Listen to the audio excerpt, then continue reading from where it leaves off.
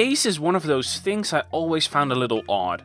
Firstly, because I'm not a native English speaker, and in Dutch we are much more strict about where to apply uppercase. That, but also the way people use case in the online space is wildly inconsistent. But actually, why do we do capitalization in the first place? It might not be something you often stop to think about, but if you are familiar with writing in Arabic or Japanese or maybe Hindi, this phenomenon of capitalizing letters is entirely foreign to you. Today I want to do something a little different from what I usually do on this channel and dive into the interesting case of, well, case.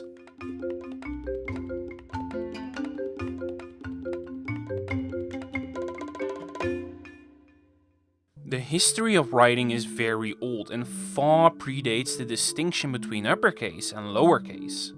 You maybe have seen this image on the origin of the Latin script from Greek, from Phoenician, all the way back to the Proto-Sinaitic script.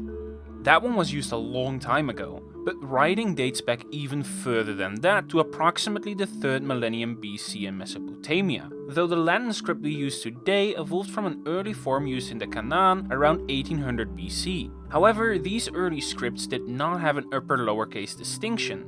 When Moses got the 10 Commandments, they're unlikely to have been inscribed in capitalization, as important as they must have been. Even much later than the Bronze Age, surviving records show no capitalization throughout ancient Greek and even Roman times. But wait, you might say, whenever I see these Greek or Roman texts, they're all caps, aren't they? And while the idea of the Greeks and Romans accidentally leaving their caps on while inscribing might be very funny, this is actually because uppercase used to be the standard, with lowercase evolving later. We first see lowercase emerge much later during the time of Charlemagne, when people started to write with inkmol. This created a need for simplified letters that could be written faster, making scribing more efficient. And this is how the Latin script split into the traditional majuscule uppercase and the new, more efficient minuscule or lowercase system around the 8th century AD. The same thing happened to the Greek script in the Byzantine Empire, which was adapted to be more practical for writing around the same time. Of course, the old uppercase system still existed, but became more reduced to a stylistic choice because none of this was grammaticalized. Instead, you'd often see medieval texts start with a big, beautiful capital in a colorful style.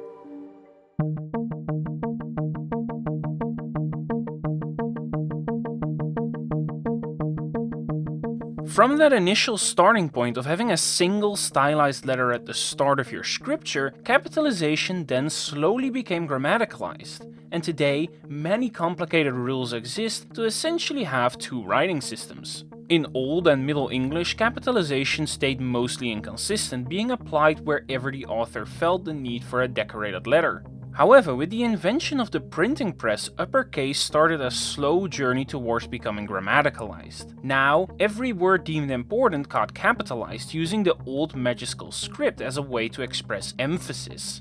In the 17th and early 18th centuries, it was common to capitalize most nouns, and any other words considered significant. This can be seen in documents like the US Constitution and the works of writers such as Swift and Pope, which used capitalization excessively and all throughout the sentences to mark emphasis. After this height of capitalization fashion during the 18th and 19th centuries, the modern rules of capitalization started to cement in English, meaning today, capitals are only used for the first word of every sentence, proper nouns, days of the week, months and holidays, titles, the pronoun I, and of course, acronyms. Okay, so English used to be a very rich user of capitalization, but has over time moderated its usage of the feature. So what about other languages using the Latin script? German is particularly noteworthy for being loose with its capitalization rules, famously capitalizing every noun. But German is exceptional. Across all other Germanic languages, as well as the Romance languages a bit further south, and the few Slavic languages using the Latin script such as Polish in the east, capitalization is limited to only the first word of a sentence and proper nouns. The general trend from the 18th century onwards having been to capitalize more strictly, English and especially German being notable exceptions to this trend.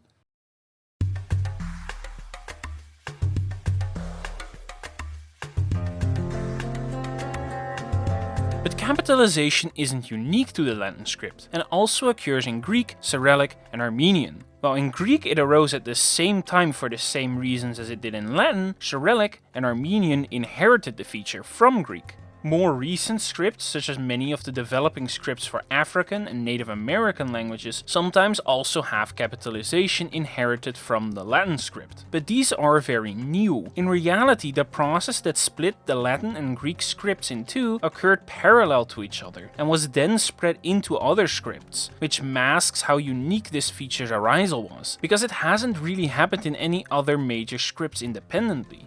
Scripts like Kanji and Hanzi do not have anything similar to capitalization. Hanzi is logographic and depicts morphemes rather than sounds, so the idea of capitalization is completely foreign to it. In fact, Hanzi mostly lacks the need to express with an emphasis altogether, save from just underscoring the logographs. Likewise, scripts like Georgian, Arabic, and the Brahmic scripts lack something akin to capitalization. So, why? Why didn't other scripts develop lowercase like Greek and Latin did?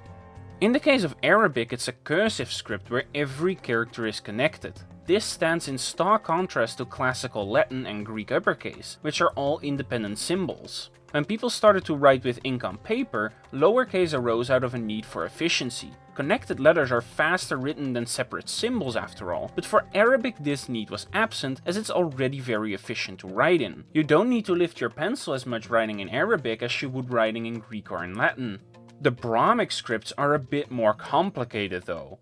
They aren't as efficient to write. Brahmic scripts such as Kannada, Nepali, or Khmer may be abugidas like Arabic, but where Arabic doesn't necessarily require you to write the vowels, Brahmic scripts do, indicating them with diacritics. This takes a lot more time to write than Arabic or lowercase Latin, so it might be less obvious why these languages did not develop case if they take so much effort to write. To make a lowercase system for an abugida is a bit more complicated than for an alphabet due to the diacritics being involved. In Arabic, vowel markers aren't required, which is why it's one of the most efficient writing systems in the world. But in Brahmic scripts this simply isn't the case, with vowel diacritics being mandatory. Having to make those more efficient writing-wise would have meant reinventing their abugida and dropping mandatory diacritics like Arabic, or transitioning to an alphabet like Latin and Greek.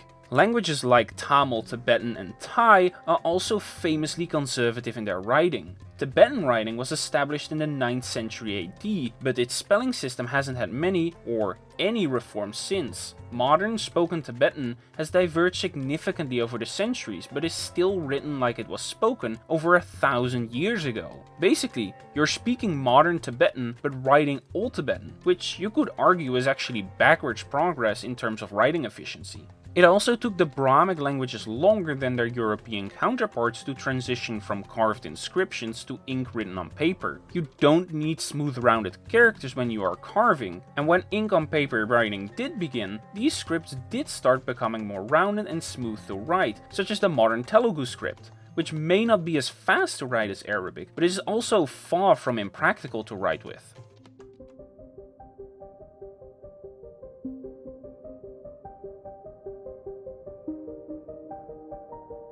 All by all, the case of case is a complex one, and while writing was invented thousands of years ago, case is a very unique feature to it that arose much later and is not found natively across many scripts. It spread, of course, due to the influence and cultural prestige of Latin and the Greek languages to Cyrillic and Armenian and post-colonial scripts established in Africa and America, which sometimes copy in case as well. This gives the illusion that case is more common than it actually is.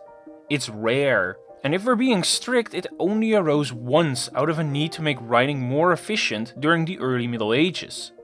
So this was a fun video to do for me.